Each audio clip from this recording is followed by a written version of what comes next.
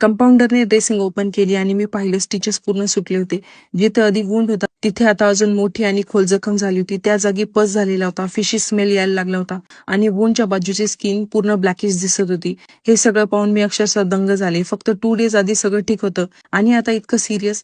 ज्या डॉक्टरांनी ईशान्येचं ऑपरेशन केलं होतं त्यांनी सजेस्ट केलेली क्रीम तिला सूट नाही झाली आणि तिथूनच सगळं बिघडलं. मी त्यांना फोटो पाठवले पण त्यांचा रिप्लाय आला नाही आणि मी अक्षरशः हतबल झाले. मला कुठल्याच हॉस्पिटल किंवा डॉक्टरांना ब्लेम करायचं नाहीये, पण मी त्यावेळची सत्य परिस्थिती तुम्हाला सांगते. शेवटी मी आणि पूजा जवळच्या पेडियाट्रिशियनकडे गेलो. त्यांनी एका स्पेशालिस्टचा रेफरन्स दिला.